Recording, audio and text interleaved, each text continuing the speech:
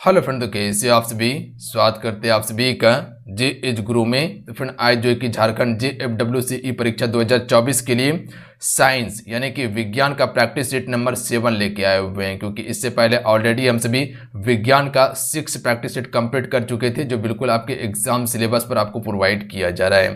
तो जो भी इस प्रैक्टिस सेट को सॉल्व नहीं किए हैं तो जाके कर लीजिएगा, हम प्लेलिस्ट बना दिए, वहां से जाके आप सभी एक एक करके सारा चीज को देख सकते हैं। तो चलिए शुरू करते हैं आज की सेशन को। फिर सेशन को लाइक आप सभी जरूर कर दीजिएगा। तो चलिए शुरू करते हैं। देखिए, आप सबको बताना चाहते हैं कि झारखंड JFWCE परीक्षा 2024 के लिए एप्लीकेशन पे प्रॉपर हम क्लास शुरू कर दिए हैं। इसमें आपको मिलेगा क्या क्या ये समझ लीजिए। पहले इसमें आपको टॉपिक वाइज क्लासेस दिया जाएगा, जो कि यहाँ पर बिल्कुल थ्योरी क्लास आपका चलता है, ध्यान दीजिएगा। प्लस में आपको MCQ दिया जाएगा ताकि आप प्रैक्टिस कर सकें। इसके अलावा ई बुक आपको मिलने वाला है सब्जेक्ट वाइज। प्लस में इंपॉर्टेंट नोट्स आपको इसमें मिल जाएगा, इंपॉर्टेंट PDF आपको दिया जाएगा। प्लस में टेस्ट सीरीज भी आपको अवेलेबल करवाया जाएगा ताकि अपनी तैयारी को आपसे जांच सके कि कैसा आपका तैयारी हुआ है लास्ट समय में। ये पेपर 3 के लिए है, ध्यान दीजिएगा आप सभी। और इसके अलावा पेपर 1 में जो आपका हिंदी वाला सेक्शन है वो हम इसी में आपको कंप्लीट करवा देंगे। तो पेपर 1 के लिए भी आप टेंशन फ्री रहिएगा, हिंदी वाला सेक्शन हम कंप्लीट करवा देंगे आप सभी को। तो ये ऑल सब्जेक्ट का आपका पेपर 3 का तैयारी करवाया जाएगा। तो जिसे ज्वाइन करना है जाके ज्वाइन कर सकते हैं। एप्लीकेशन का लिंक डिस्क्रिप्शन में दिया हुआ है, प्लस में कमेंट बॉक्स में पिन कर दिए हैं। अन्यथा डायरेक्ट प्ले स्टोर पे जाके आप सभी जे एज गुरु के नाम से एप्लीकेशन को डाउनलोड करके उसके बाद कोर्स को ज्वाइन कर सकते हैं। तो अगर परीक्षा में 100% सफलता चाहिए तो फटाफट आप सभी ज्वाइन कर लीजिएगा। तो चलिए शुरू करते हैं आज की सेशन को हम सभी कीजिएगा। और जो चैनल पे पहली बार है चैनल को जरूर सब्सक्राइब कर घंटी को प्रेस कर लीजिएगा। आप सभी लाइक करके शेयर जरूर कीजिएगा, आपका एक लाइक हमें मोटिवेट कराता है। आइए फर्स्ट क्वेश्चन करते हैं। पहला क्वेश्चन ये बन रहा कि विटामिन के का रासायनिक नाम क्या है। अगर इन सेट में किसी भी क्वेश्चन का आंसर पता हो तो अपना आंसर आप सभी नीचे कमेंट बॉक्स में बता सकते हैं। देखिए, आज के सेशन में जो है कि विटामिन से सबसे अधिक क्वेश्चन लिया गया है, क्योंकि विटामिन से सबसे ज्यादा क्वेश्चन पूछा जाता है, इसीलिए जो है कि विटामिन से संबंधित सबसे अधिक क्वेश्चन लिया गया है। तो विटामिन के का रासायनिक नाम क्या है, तो आप सभी को बताओगे ऑप्शन में भी इसका राइट आंसर हो जाएंगे फिलिकिविनॉन। विटामिन के का रासायनिक नाम है, ध्यान रखिएगा। विटामिन के का उपयोग किसके लिए किया जाता है, रक्त को थक्का बनाने के लिए। क्लियर है। अगला क्वेश्चन है क्वेश्चन नंबर 2। इस क्वेश्चन का राइट आंसर बताइएगा आपसे। मार्स गैस किसे कहा जाता है। मार्स गैस जो कहा जाता है किसे कहा जाता है, राइट आंसर ऑप्शन में हो जाएंगे मीथेन को मार्स गैस कहा जाता है। अगर इसका सूत्र की बात किया जाए तो CH4 होता है, ध्यान रखिएगा आप सभी, याद रहेगा CH4। अगला क्वेश्चन देख लीजिए क्वेश्चन नंबर 3। भारी जल का रासायनिक नाम क्या है फ्रेंड। भारी जल का रासायनिक नाम क्या है, ड्यूटेरियम ऑक्साइड। ध्यान रखिएगा आप सभी, ऑप्शन में सी राइट आंसर रहेंगे। इसका रासायनिक सूत्र क्या होता है, D2O होता है, ध्यान रखिएगा आप सभी। ऑप्शन में सी करेक्ट आंसर रहेंगे। देखिए फ्रेंड, आप वीडियो को लाइक जरूर कीजिएगा, आपका एक लाइक हमें मोटिवेट कराता है। और जो चैनल पर पहली बार है चैनल को जरूर सब्सक्राइब कर लीजिएगा। भारी जल का रासायनिक सूत्र तो अभी बताए थे आपको, D2O भारी जल का रासायनिक सूत्र है। ऑप्शन में सी राइट आंसर रहेंगे। क्लियर है, ध्यान रखिएगा। अगर रासायनिक सूत्र की बात किया जाए तो ड्यूटेरियम ऑक्साइड, अगर रासायनिक सूत्र की बात किया जाए तो D2O। अगला है मछलियों के यकृत के तेल में कौन सा विटामिन की बहुलता होती है, यानी कहे तो मछली के यकृत तेल में जो विटामिन पाया जाता है वो कौन सा विटामिन सबसे अधिक मात्रा में पाया जाता है।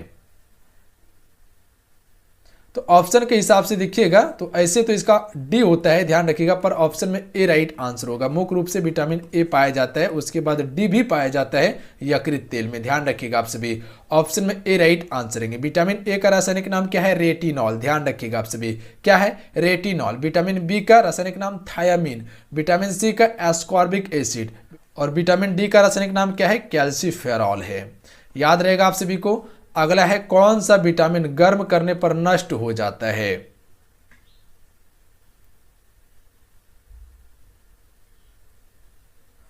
Right answer option number C हो जाएंगे विटामिन सी। इसे पानी में अगर पकाइएगा यानी कि गर्म कीजिएगा तो ये क्या हो जाता है, नष्ट हो जाता है, ध्यान रखिएगा। ऑप्शन में सी राइट आंसर हो जाएंगे।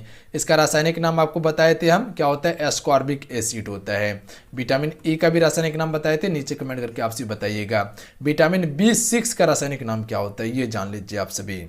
देखिए इसे जो कहा जाता है पायरिडॉक्सिन कहा जाता है। तो याद रखिएगा आप सभी, क्या कहा जाता है? पायरिडॉक्सिन कहा जाता है। तो इसका ऑप्शन नंबर क्या हो जाता है? ऑप्शन नंबर सी इसका राइट आंसर होगा। विटामिन ए के बारे में बताए थे आपको, रेटिनॉल। अगला है, विटामिन डी की कमी से कौन सा रोग होता है? देखिए, विटामिन ए का सबसे अच्छा स्रोत पूछा जाए तो गाजर होता है। विटामिन सी का सबसे अच्छा स्रोत क्या होता है? आंवला होता है। विटामिन डी की कमी से कौन सा रोग होता है फ्रेंड? रिकेट्स रोग होता है, यानी कि सूखापन होता है। ऑप्शन में डी राइट आंसर रहेंगे।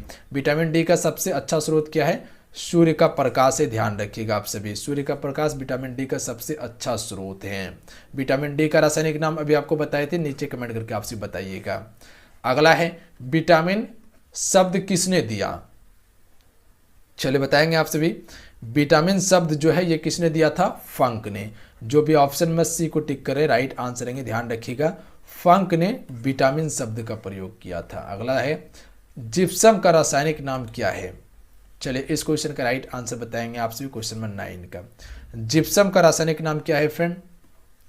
कैल्शियम सल्फेट इसका रासायनिक नाम है। इसका सूत्र की बात किया जाए तो ध्यान रखिएगा आप सभी, इसका सूत्र जो होता है CaSO4 इंटू 2H2O होता है, ध्यान रखिएगा आप सभी, इसका सूत्र है।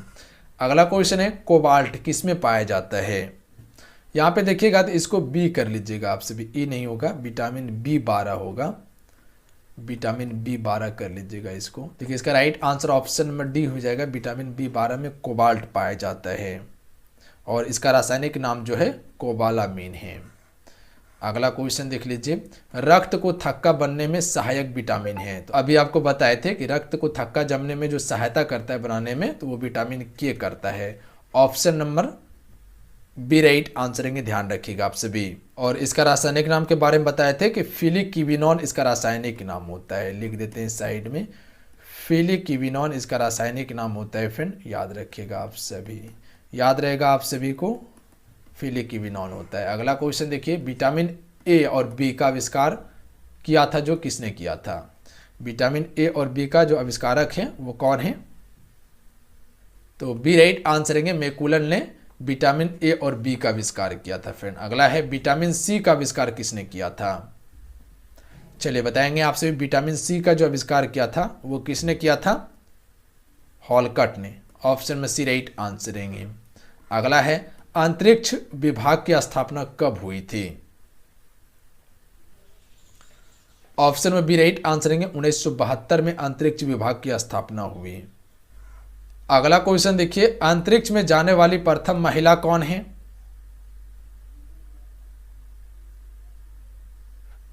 सी राइट आंसर रहेंगे, वेलेंतीना तेरेस्कोवा अंतरिक्ष में जाने वाली प्रथम महिला थी, ध्यान रखिएगा आप सभी। ऑप्शन में सी करेक्ट आंसर रहेंगे। अगला है, सोडियम का प्रतीक क्या है? सोडियम का प्रतीक जो है वो क्या है? Na, ध्यान रखिएगा, Na सोडियम का प्रतीक है।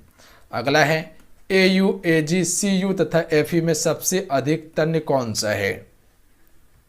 ए राइट आंसर रहेंगे AU, ध्यान रखिएगा आप सभी, यानी कि AU को क्या कहा जाता है? सोना कहा जाता है इससे, ये सबसे तन्य होता है। AG क्या है? AG क्या है? चांदी है, ध्यान रखिएगा आप सभी। उसके बाद CU क्या है? कॉपर है। और Fe क्या है? आयरन है। ये CU कॉपर, Fe आयरन है, ध्यान रखिएगा आप सभी। अगला है, 18 कैरेट में कितना प्रतिशत शुद्ध सोना पाया जाता है? 18 कैरेट में कितना प्रतिशत शुद्ध सोना पाया जाता है? ध्यान रखिएगा आप सभी, 75% शुद्ध सोना पाया जाता है 18 कैरेट में। अगला है, डायनामाइट में मुख्य रूप से होता है। तो देखिए, डायनामाइट में मुख्य रूप से जो पाया जाता है नाइट्रोग्लिसरीन पाया जाता है। ऑप्शन में बी करेक्ट आंसर रहेंगे, ध्यान रखिएगा आप सभी। अगला क्वेश्चन है, सिंदूर किसे कहते हैं? लाल लेड को हम सभी सिंदूर कहते हैं। ए राइट आंसर रहेगा, याद रखिएगा आप सभी। और इसका रासायनिक सूत्र जो होता है HGS होता है, तो याद रखिएगा ऑप्शन में ए राइट आंसर रहेंगे। अगला क्वेश्चन देखिए, डायलिसिस डैश के उपचार के लिए प्रयोग किया जाता है या अपवहन? तो ये किसके उपचार के लिए प्रयोग किया जाता है? किडनी फेलियर के। ऑप्शन में बी राइट आंसर रहेंगे, ध्यान रखिएगा। अगला देख लीजिए, इन्वर्टर एक उपकरण है जो डैश में परिवर्तित करता है। इन्वर्टर जो है ये क्या है, एक प्रकार का उपकरण है जो डैश में परिवर्तित करता है। तो ए राइट आंसर रहेंगे। दृष्टि धारा को प्रत्यावर्ती धारा यानी कि डीसी को एसी में परिवर्तित करता है। ऑप्शन में ए राइट आंसर हो जाएंगे, क्योंकि बैटरी जो होता है वो क्या है, डीसी है। क्योंकि देखिएगा इन्वर्टर के नीचे बैटरी का लगा रहता है, क्योंकि चार्ज होता है बैटरी को, उसके बाद वो इन्वर्टर क्या करता है, उसको एसी में कन्वर्ट कर देता है। तो बैटरी जो होता है वो डीसी होता है और उसके बाद इन्वर्टर क्या करता है, उसको कन्वर्ट करके एसी में बदल देता है और उसके बाद फिर घर में लाइट सप्लाई होता है। तो ध्यान रखिएगा आप सभी, ए राइट आंसर रहेंगे। अगला है 295 केल्विन का तापमान लगभग डैश के बराबर होता है। तो 295 केल्विन का तापमान जो होता है लगभग कितना होता है, तो इसका राइट आंसर ऑप्शन में डी हो जाएगा, 71.33 डिग्री फ़ारेनहाइट होता है। क्योंकि इसको प्रॉपर सॉल्व करना पड़ेगा तभी आपका बनेगा ये सवाल। अगला क्वेश्चन देखिए, पोटासियम कार्बोनेट का सामान्य नाम क्या है। पोटासियम कार्बोनेट का, तो इसे पोटास कहा जाता है। ए राइट आंसर हो जाएंगे। पोटासियम कार्बोनेट का सामान्य नाम पोटास है। अगला क्वेश्चन देख लेते हैं, खारे पानी की सांद्रता को मापने के लिए इस्तेमाल किया जाने वाला उपकरण डैश है। तो खारे पानी की सांद्रता को मापने के लिए जो इस्तेमाल करते हैं उपकरण, उसका क्या नाम है, तो इसे हम सभी सेलिनोमीटर कहते हैं। याद रखिएगा, डी राइट आंसर है सेलिनोमीटर। अगला देख लीजिए क्वेश्चन में 26, ग्रीन हाउस प्रभाव मुख्य रूप से वायुमंडल में किसकी वृद्धि के कारण होता है। ग्रीन हाउस प्रभाव जो होता है वायुमंडल में किसकी वृद्धि के कारण होता है फ्रेंड, तो इसका कारण, मुख्य कारण जो है कार्बन डाइऑक्साइड है। ध्यान रखिएगा आप सभी, ऑप्शन में सी राइट आंसर हो जाएंगे। कार्बन डाइऑक्साइड हो गया, मीथेन हो गया, ये सभी क्या करता है, ग्रीन हाउस गैस प्रभाव करता है। ध्यान रखिएगा, क्योंकि सूर्य से जो किरण आता है पृथ्वी पर, सूर्य से जो किरण पृथ्वी पर आता है और उसके बाद क्या होता है, जो पृथ्वी पर से जो वायु होता है, वो गर्म वायु जो होता है वो वापस नहीं जा पाता है, वायुमंडल क्या करता है, उसको घेर लेता है। उसी कारण से क्या होता है, ग्रीन हाउस गैस का प्रभाव पड़ता है, क्योंकि तापमान बढ़ने लगता है, वायुमंडल गर्म होने लगता है और उसके बाद ग्रीन हाउस प्रभाव शुरू हो जाता है। क्योंकि जब तापमान बढ़ेगा तो क्या हो जाएगा, कार्बन डाइऑक्साइड जैसा गैस बनेगा, मीथेन गैस बनेगा, उसके बाद ग्रीन हाउस गैस प्रभाव होगा। तो ऑप्शन में सी इसका राइट आंसर रहेंगे। अगला क्वेश्चन देख लीजिए, लेंस डैश का बना होता है।